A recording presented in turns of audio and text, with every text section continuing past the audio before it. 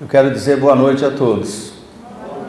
Todos os presentes, todos que estão nos acompanhando e você que vai nos acompanhar durante a semana, durante um tempo aí na frente. Que Deus te abençoe e que você preste toda a atenção nessa exposição de hoje. O assunto é um tanto teológico.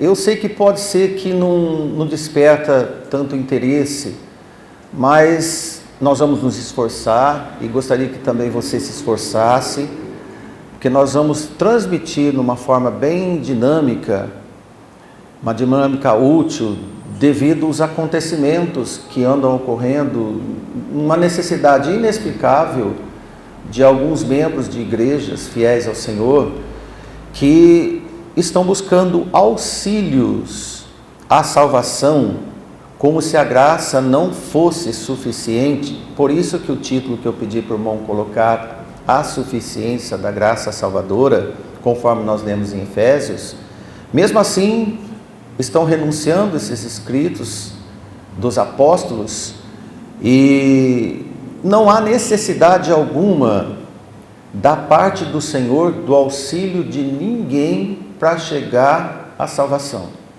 porque Jesus fez tudo. Amém. Nós vamos ler Gálatas, que era o assunto principal em Gálatas, era o assunto principal em Creta, por isso Paulo escreveu e enviou Tito a Creta, era um dos assuntos principais na carta aos Romanos e em outras referências neotestamentárias, principalmente também incluindo 1 e 2 Coríntios, de forma que nós vamos fazer a leitura para você ter uma interação com o texto. Amém? Gálatas, capítulo 1, versículo 8 e 13, os 7 primeiros versículos nós já dispomos para os irmãos e agora nós vamos avante. Mas, ainda que nós mesmos, ou um anjo do céu, vos anuncie outro evangelho, além do que já vos tenho anunciado, seja anátema, é uma maldição, amaldiçoado. Assim como já vô-lo dissemos, agora de novo também vô-lo digo, se alguém vos anunciar outro evangelho além do que já recebestes, seja anátema. Porque persuado eu agora a homens ou a Deus? Ou procuro agradar a homens? Porque se estivesse ainda agradando aos homens, não seria servo de Cristo. Mas faço-vos saber, irmãos, que o evangelho que por mim foi anunciado não é segundo homens, porque não o recebi, nem aprendi de homem algum, mas pela revelação de Jesus Cristo.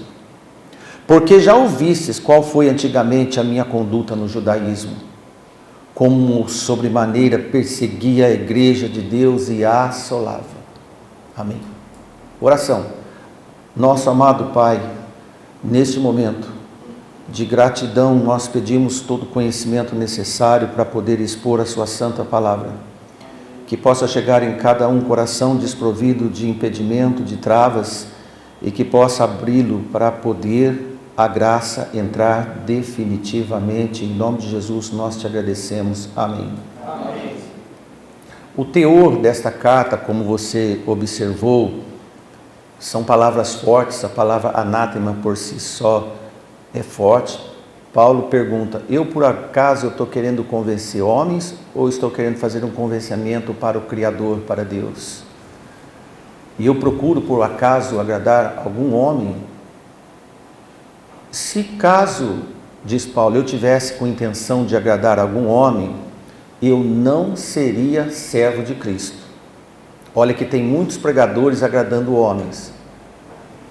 Por derivação, não são servos de Cristo, são servos de quem agrada. Você sempre é submisso a quem você agrada. Paulo diz, eu agrado a Deus. Aos homens eu passo uma pregação de correção e endireitamento. E ele diz, olha irmãos, eu quero que vocês fiquem sabendo que o evangelho que eu preguei para vocês em toda a região da Galácia e outras igrejas, é o Evangelho de nosso Senhor Jesus Cristo que a mim foi revelado. Amém? E Paulo diz: vocês são testemunhas da vida que eu tive no passado, como eu persegui a igreja, eu era uma excelência no judaísmo, abri mão de tudo que era passado e agora vivo na graça de Deus. E é esta pregação que eu passo para vocês. Em resumo, em síntese, esses versículos que nós lemos, é isso que Paulo está falando. Agora, lembre-se, cada um de nós ouvintes, ou que vai nos ouvir, você um dia receberá alguma investida de homens para acrescentar alguma coisa na fé que você tem, como se a fé fosse insuficiente, como se a graça fosse insuficiente. E muitas igrejas estão agregando obras que seja do judaísmo e que seja desse neo-evangelho, inserindo nos corações, contaminando as pessoas. Por isso que nós vemos da surpresa, da insatisfação do apóstolo Paulo. Pregador, apóstolo insatisfeito, não é de hoje. De forma que nesta carta percebemos que o assunto é exposto sem meios termos entre a graça e a lei. Nunca misture graça com lei. São duas atitudes diferentes. Não há como resgatar os crentes em qualquer procedimento da lei sem macular a justificação em Jesus Cristo. Isto é importante pela causa de que na justificação dos remidos é impossível ser compartilhada ou associada por qualquer obra ou bom comportamento que seja até da lei dos judeus, ou de mandamento que impeça a liberdade das atitudes sob a autoridade da graça, porque na graça nós somos livres. Amém? Paulo expressou muito bem sobre essa nova estrutura espiritual quando escreveu 2 vezes. Em 1 Coríntios 6,12, quase que repetidos os 2 versículos, mas você preste atenção. No primeiro verso, Paulo escreve: todas as coisas me são lícitas, mas nem todas as coisas me convêm. Bem conhecido dos irmãos. Todas as coisas me são lícitas, novamente, mas eu não me deixarei dominar por nenhuma. Isso não é assunto de lei.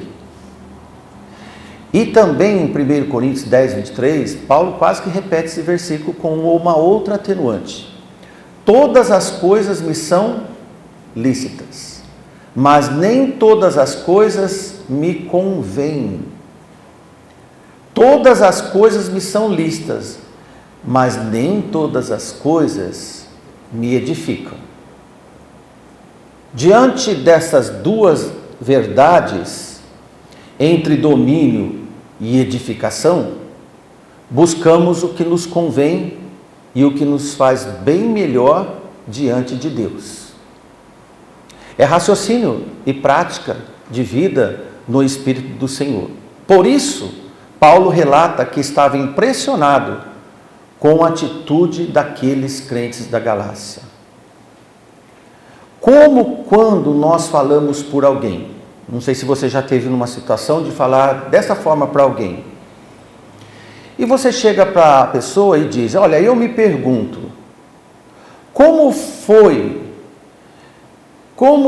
que pode alguém retornar ao passado, às práticas passadas? O que aconteceu para alguém voltar às práticas passadas, depois de ser apresentado para ele um presente bem melhor? Se você tinha um passado dificultoso, mas você tinha boa vontade, e agora alguém apresenta um presente para o seu futuro bem melhor e mais fácil, mais eficaz, como voltar para um passado cheio de dificuldades?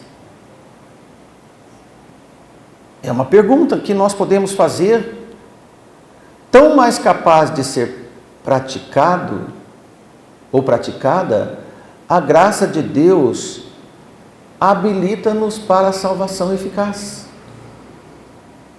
Amém. Qualquer outra doutrina que não seja proclamada na Bíblia sobre o assunto justificação deve ser rejeitado e tratado com aversão. Vou abrir um parênteses para explicar para vocês justificação, porque, acredito ou não, muitos crentes não têm ideia do que é justificação. É uma pauta de estudo na escola dominical nossa.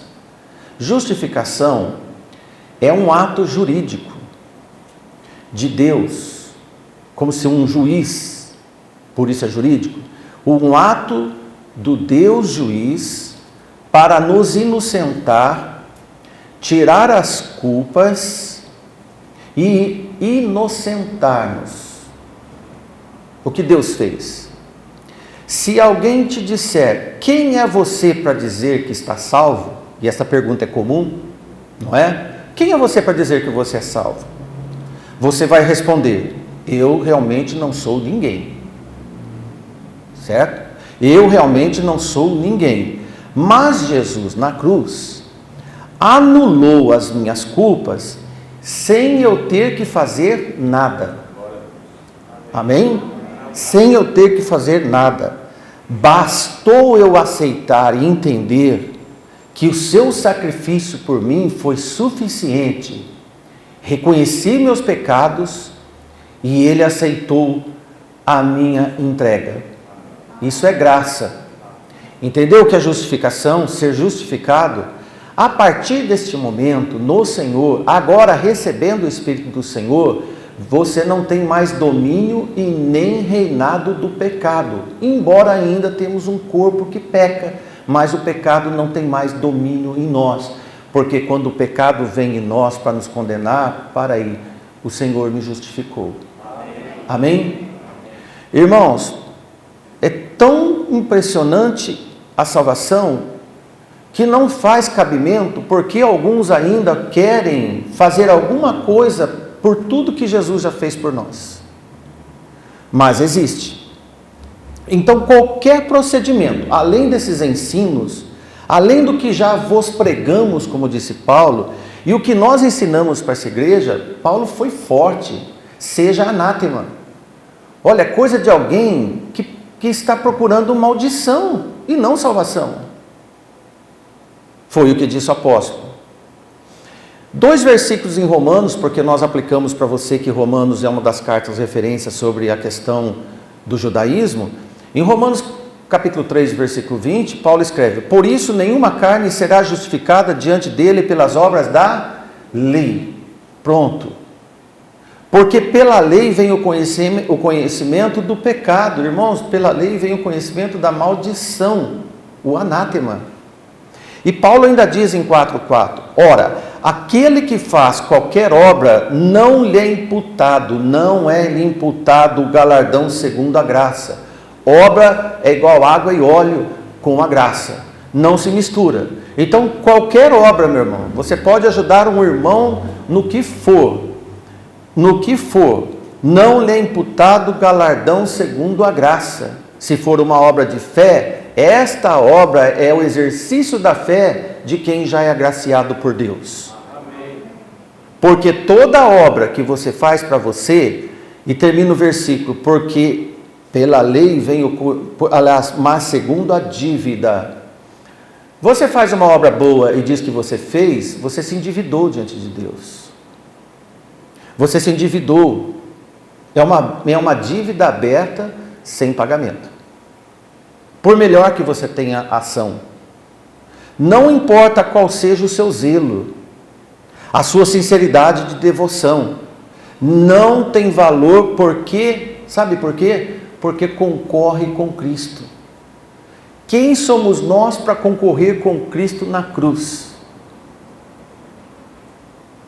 Ele derramou todo o seu sangue e nós vamos lá, colocamos uma gota para dizer eu sou participante, uma que ele não aceita, porque o dele já foi suficiente. Totalmente.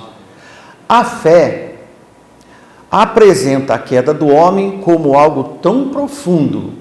Na fé nós descobrimos o quanto nós somos pecadores. E que requer a divina intervenção, para que possa haver restauração para aquele todo que crê. Foi o que Jesus pregou. Foi o que Jesus pregou. Todo aquele que crê é um arrependido. Considera-se que ele é um arrependido. O homem, por mais que ele tente andar certinho, em qualquer lei boa que seja, e que não haja intervenção divina da graça, não é capaz de andar com Deus. É uma ilusão religiosa. Se a salvação não fosse uma realidade tão elevada, como nós temos conhecimento e consciência de que ela é, então, talvez, com seus esforços, com o seu pacote de bondade, o homem pudesse alcançar alguma coisa. O homem por si mesmo não é capaz de reverter a queda, desde Adão. Olha que ato de heroísmo. Cada homem reverte a queda de um Adão, nosso pai lá de trás. Não tem como. Não pode reverter obtendo o prêmio da salvação pelos seus próprios esforços, e seja qual for. Os oponentes de Paulo na Galácia, preservando noções comuns do judaísmo, estavam inchados de orgulho humano e religioso, supondo que poderia ajudar a Deus em seu propósito remidor. Pode ter certeza, era isso que eles queriam fazer. Através da observância da lei. Ora, nós temos a lei de Moisés, nós temos pai como Abraão, diziam eles. E com todos esses argumentos, eles vinham com seus ritos, com seus sacrifícios, sobretudo a circuncisão, como reforço para a aliança em Cristo. A circuncisão foi aliança com Abraão. E eles queriam colocar essa aliança da circuncisão no ato de Cristo. Irmãos, a epístola aos Gálatas é a declaração da liberdade do homem em relação a Deus, que afasta desse caminho dedicado, mas ineficaz. A explicação de Paulo opera através da justificação. Esse foi o motivo de nós explicarmos para você a justificação à parte, fora das obras humanas. Veja 3 baterias de versículos que nós vamos passar para você. Eles são incontestáveis. Primeiro, Romanos 3:21. Mas agora se manifestou sem a lei a justiça de Deus. Quem é? Jesus. Tendo o testemunho da lei dos profetas. Olha, irmãos, olha como que a lei é importante. A lei testemunhou de Jesus. Os profetas testemunharam de Jesus. Jesus, ele já existia antes da lei.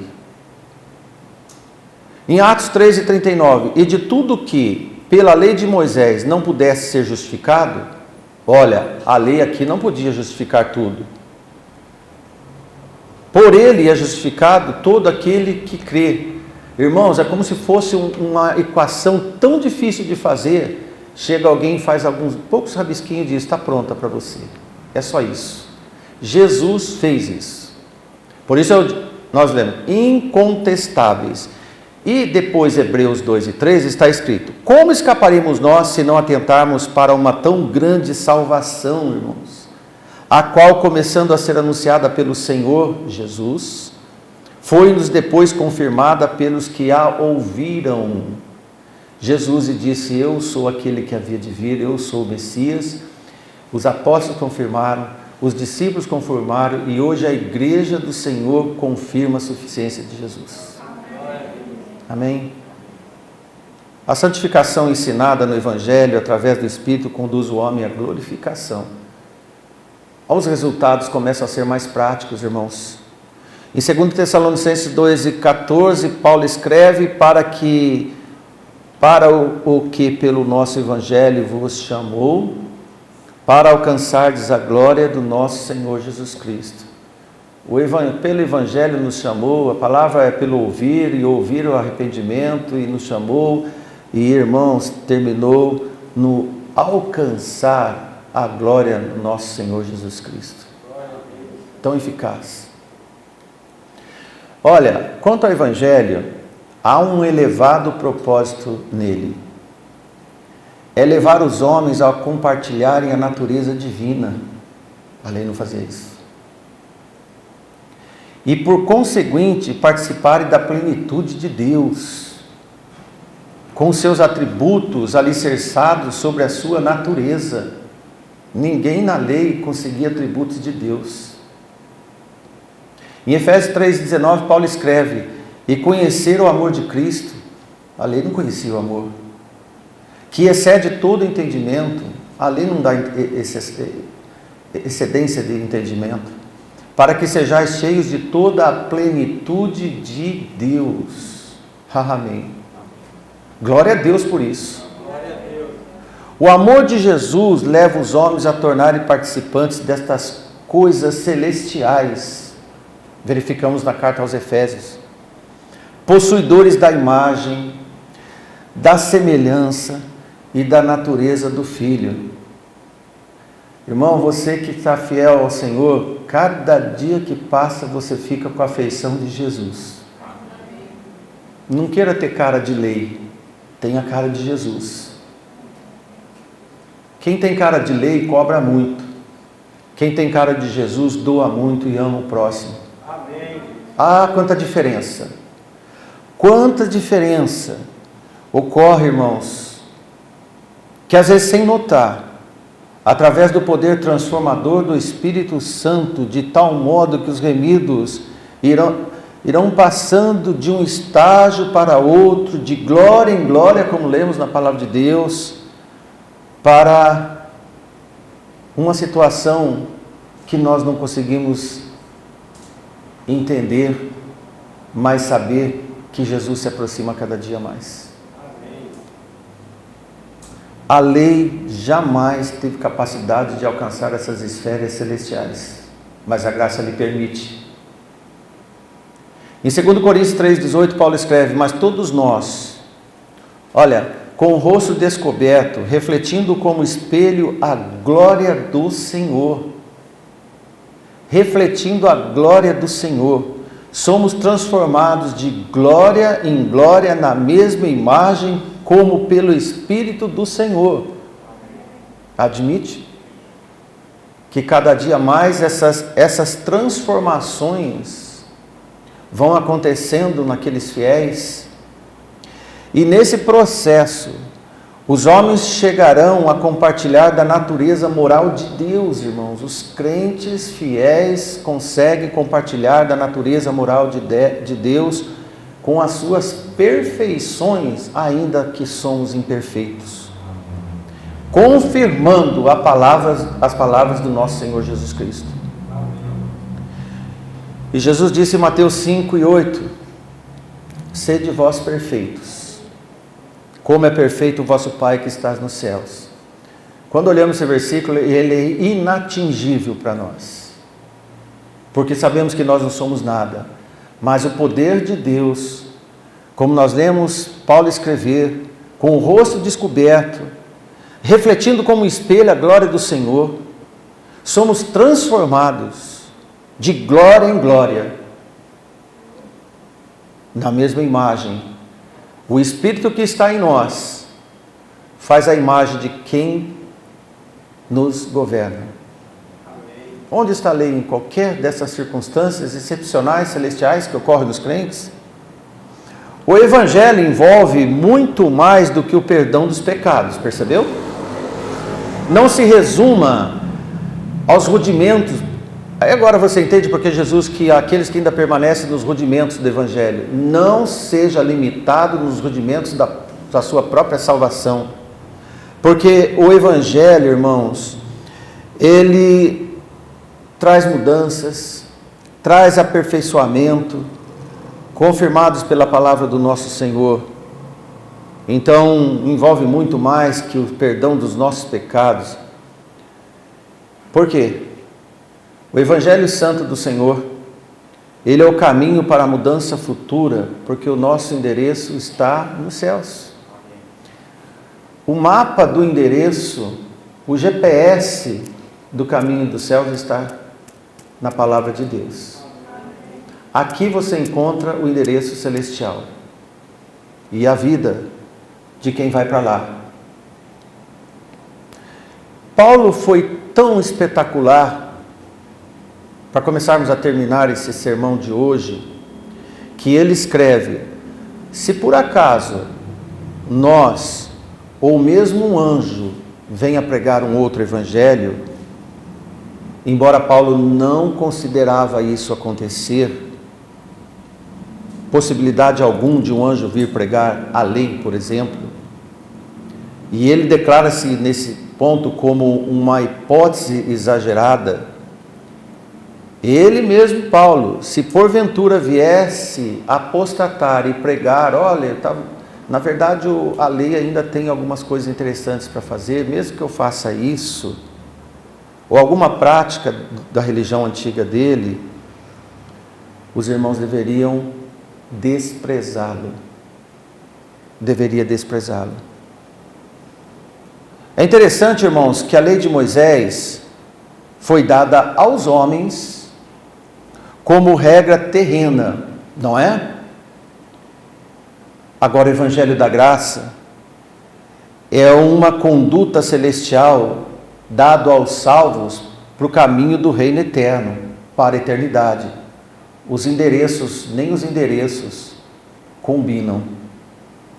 O Evangelho pregado por quem quer que fosse, fora do Evangelho de nosso Senhor Jesus Cristo, seria na verdade um transtorno para o Evangelho do nosso Senhor Jesus Cristo. E isso estava acontecendo com os irmãos em Gálatas.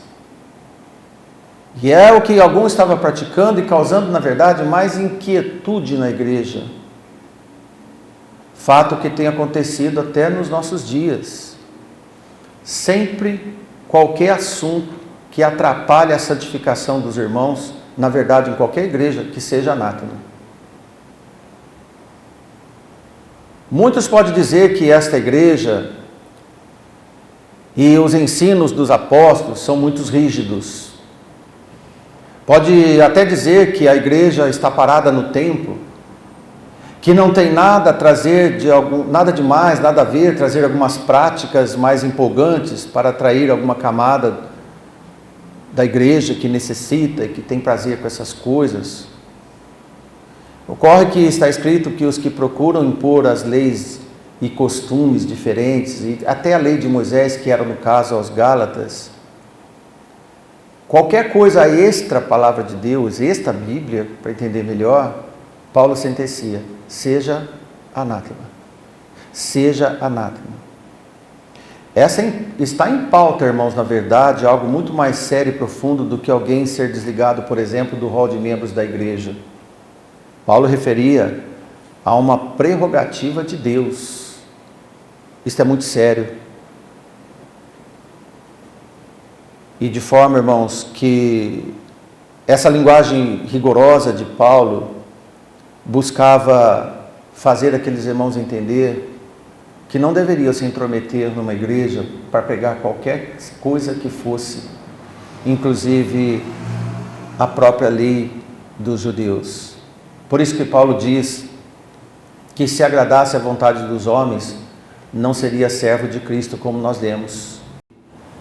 Todos nós, é esta postura que a igreja deve carregar quando nós nos comprometemos com a causa de Cristo de verdade. Devemos fazer de tudo para sermos respeitados, sim, e aceitos pelos homens, mas nada que ultrapasse a lealdade do Evangelho da cruz. Nada, nem filhos, nem parentes, nem qualquer outra teologia que seja. O Evangelho anunciado por Paulo, ele disse bem claro, não é da parte de homens e nem para agradar ao homem, mas é para agradar a Deus. Amém? Quem deve se curvar é o homem a Deus. E ele deixa isso explícito. Portanto, os servos de Deus nunca podem se curvar à opinião de homens. Para terminarmos, eu quero deixar um versículo para você logo no início do quarto evangelho, João Batista, e todo o início, em João 1,17, foi pregado, foi anunciado, porque a lei foi dada por Moisés. Amém. Era necessário a lei. A graça e a verdade vieram de Jesus Cristo. Amém. Amém. Ele é o nosso assunto nesta igreja. Amém. Graças a Deus por isso. Amém.